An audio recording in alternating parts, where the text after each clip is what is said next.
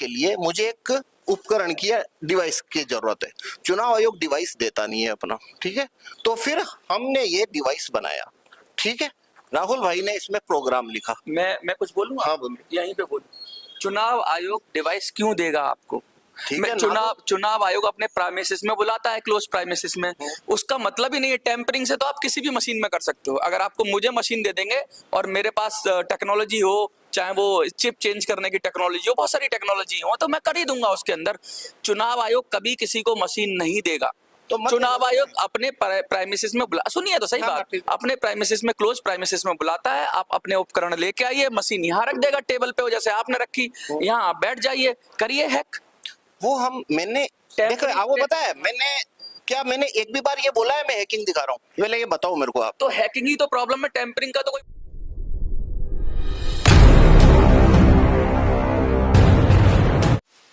नमस्कार, आप देख रहे हैं मिनी संसद और मैं हूं मनोज सुराजी। खोजकर्ता राहुल चिमन भाई मेहता, IIT दिल्ली। व्हाट्सएप लिखा हुआ है, ईवीएम हटाओ लिखा हुआ, और ईवीएम रूपी एक कुछ डब्बा सा है, और ये इससे एक डेमो दे रहे हैं, और डेमो देकर ये बता रहे हैं कि भाई ईवीएम के अंदर वोट चोरी हो जाता है, और बहुत सारी इन्होंने बातें की। अब मैंने पूछा कि आप राहुल हैं? कह रहे हैं हम राहुल नहीं है, हम सिर्फ डेमोस्ट्रेट कर रहे हैं। तो सबसे पहले मैं सज्जन का नाम जानना चाहूंगा। सर, आपका नाम क्या है? मेरा नाम पवन जूरी, भीलवाड़ा से हूँ मैं। अच्छा पवन जी, आप ये सब चीजें कर रहे हो, ये समझा रहे हो, क्या आपको सॉफ्टवेयर की या किसी चीज की नॉलेज, आपकी क्वालिफिकेशन क्या है? नहीं, मैं तो नॉन टेक्निकल हूँ, यानी मैंने कोई इंजीनियरिंग नहीं किया है। मैं बीकॉम हूँ, लेकिन मैं पिछले 4-5 साल से ये ईवीएम पे काम कर रहा हूँ। हो, लेकिन आप इतना बड़ा काम कर रहे हो, आप समझ रहे हो ये क्या कह रहे हो आप?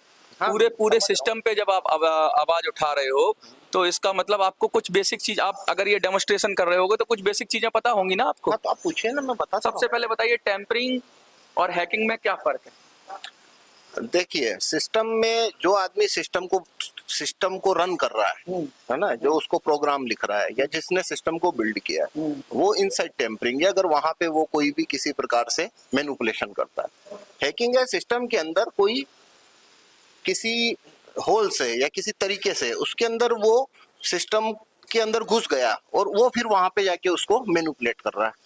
पर ये इनसाइड टेम्परिंग और हैकिंग है, वो तो दोनों में से कुछ भी हो सकता है। ईवीएम के अंदर वोट को मैनिपुलेट करने के कई सारे तरीके हो सकते हैं। मैं जो चीज बता रहा हूँ इसके अंदर वो एक तरीका डेमोस्ट्रेट कर रहा हूँ। मैं पहले पूछना चाह रहा था कि आप हैकिंग और टेम्परिंग में फर्क समझते हैं कि नहीं? मुझे लगता है आप अभी उतना डिटेल में नहीं समझते। मैं बताऊं आपको क्या होता है।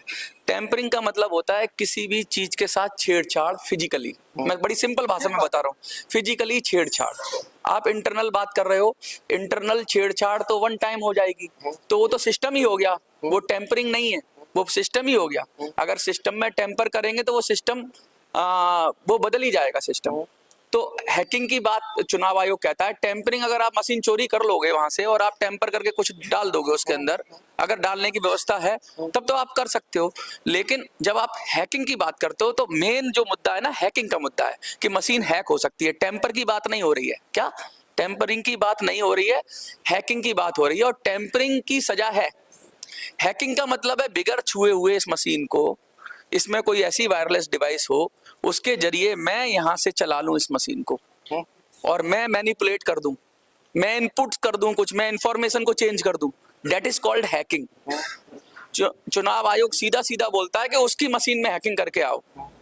तो आप, पहली बात तो ये हैकिंग तो है नहीं। आप क्या कर रहे हो समझ में नहीं आ रहा, क्योंकि ये मशीन भी चुनाव आयोग की नहीं है। कौन सी मशीन है, क्या मशीन है? मैं जो प्रोग्राम करूंगा इस मशीन के अंदर, मैं प्रोग्रामर हूं, वही निकलेगा। ऐसे तो चुनाव आयोग भी कहेगा। तो क्या सारी व्यवस्थाओं पे आप सवाल उठा रहे हो? जो 1 टायर होता है, 2 टायर होता है, 3 टायर सिक्योरिटी चेक्स होता है, गाइडलाइंस होते हैं, प्रोटोकॉल्स होते हैं, अधिकारी होते हैं, एक सिस्टम को, सॉफ्टवेयर को बनाने के लिए जो प्रोसेस फॉलो होते हैं।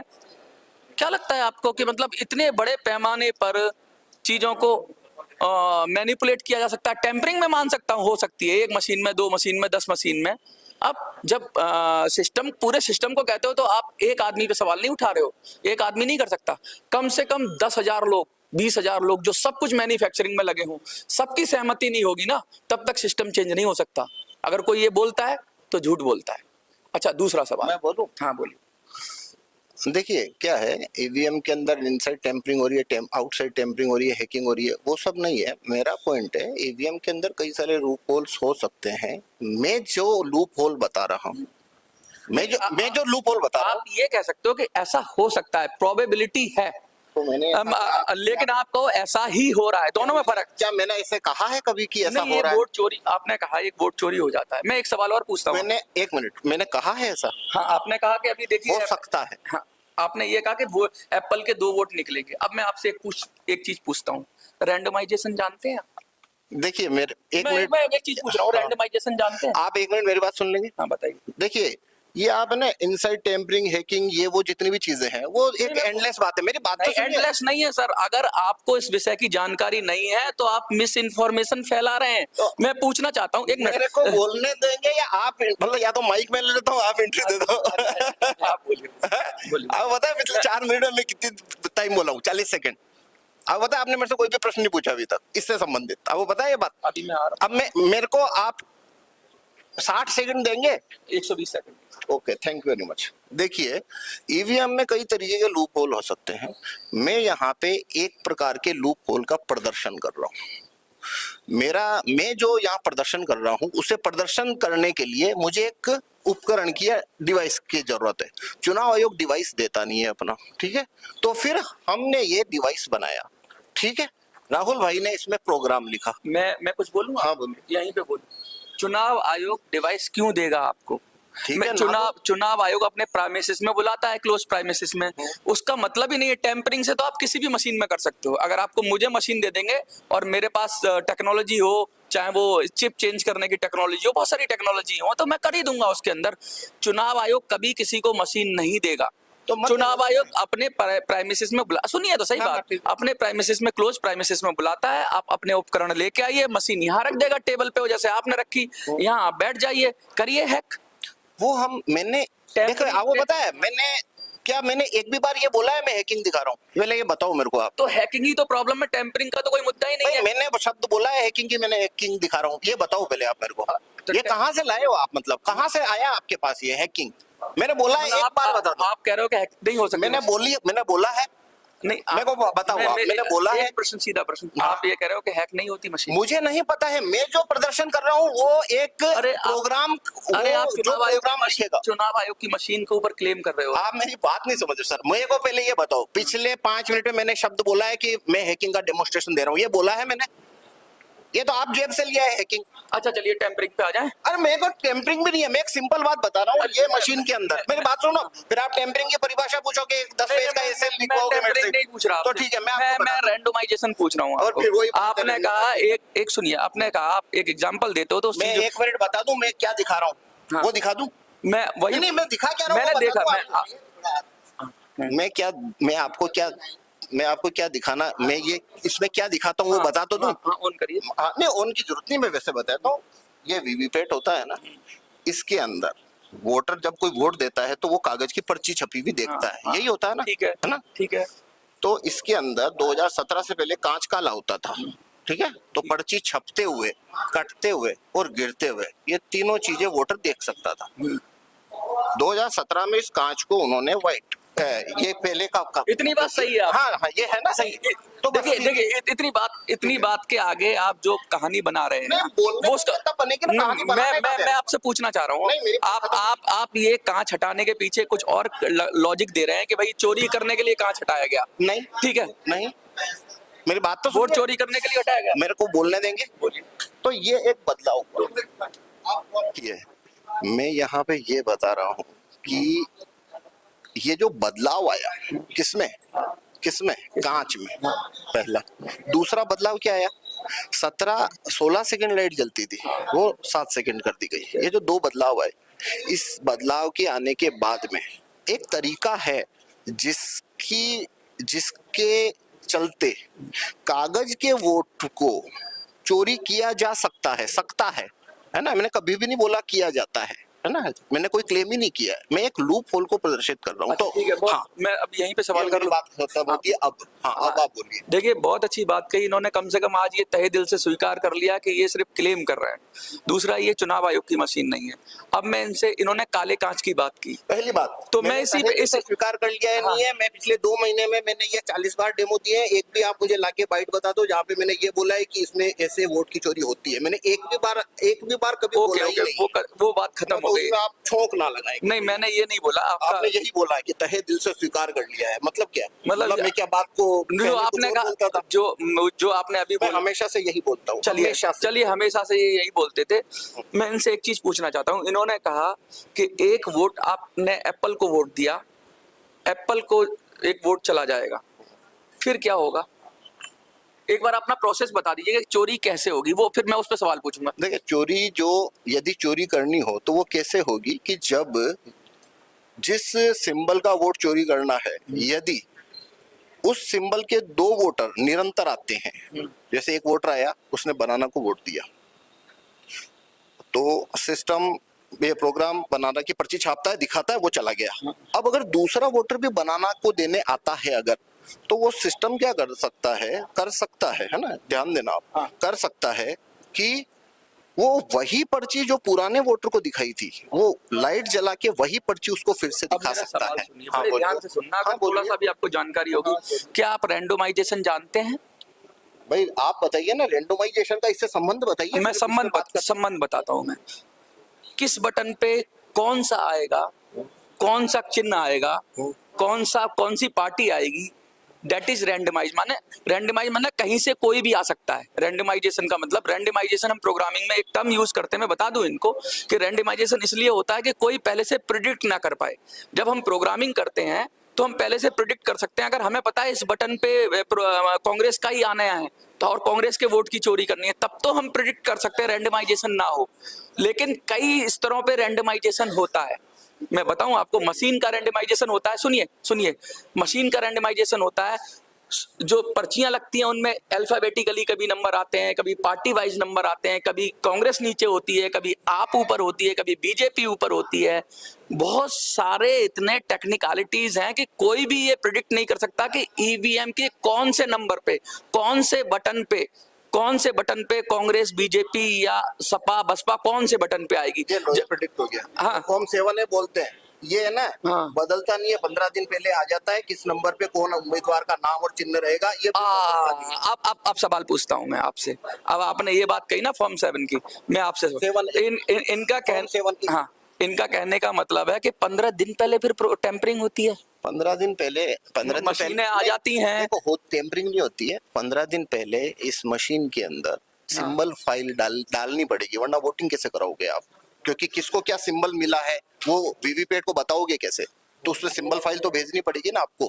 मान लो एक चांदपोल विधानसभा है, हाँ। तो 12 प्रत्याशी चुनाव लड़ रहे ठीक हैं, है। ये किस दिन पता पड़ेगा? जब से 7 सामने आएगा। 7 कब आएगा? 10 दिन पहले। मुझे बताइए, आपने तो सीधा सीधा कह दिया कि साहब 10 दिन पहले उसको मशीन को पता चल जाता है।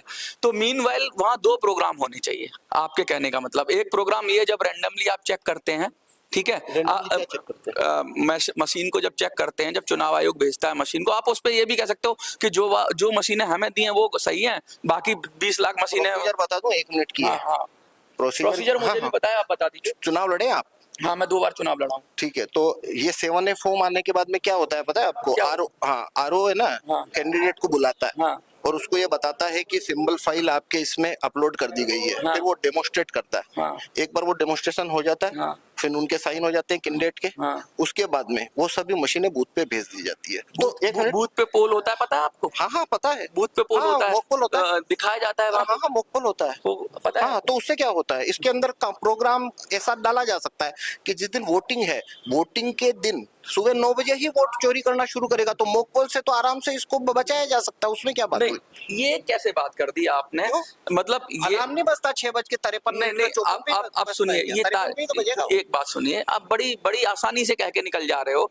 जब ये वाला सवाल था तो आपने कहा नहीं, सुबह 9 बजे से दूसरा प्रोग्राम एक्टिव हो जाता है, उसमें टाइमिंग, ठीक है, रियल क्लॉक होती है, वीवीपैट में अरे रियल क्लॉक होती है, उस क्लॉक पे प्रोग्रामिंग करनी पड़ेगी सर। आप मजाक समझ रहे हैं? और ये चुनाव की तारीखें बदलती रहती हैं, हर बार प्रोग्रामिंग करनी पड़ेगी आपको। अभी चुनाव दिसंबर में हो रहे हैं, अगली बार मशीन में चुनाव ये फॉर्म 7 है, सामने आने के बाद में तारीख नहीं बदलती है। अरे तो इस फॉर्म के बाद प्रोग्रामिंग कह रहे हो आप? नहीं, ये फॉर्म जब आएगा तभी तो इसके अंदर मेरी फाइल डालोगे, सिंबल फाइल। अरे सिंबल फाइल इसने लोड कर दिया, प्रोग्राम तो उसमें पहले से ही है ना। ये मैं पूछना चाह रहा हूँ आपको, ये प्रोग्रामिंग की समझ है? प्रोग्राम इसमें पहले से है, पहले से है। उसे कमांड भेजनी ये है। सिर्फ डेटा है। हाँ, इस डेटा के साथ कमांड जाती है। हाँ, डेटा के साथ क्या ये कह रहे हो कि कमांड क्या कमांड? कमांड जाएगी कि किस प्रत्याशी के कितने वोट की बढ़त देनी है, वो कमांड इस सिंबल फाइल के साथ भेजी जा सकती है।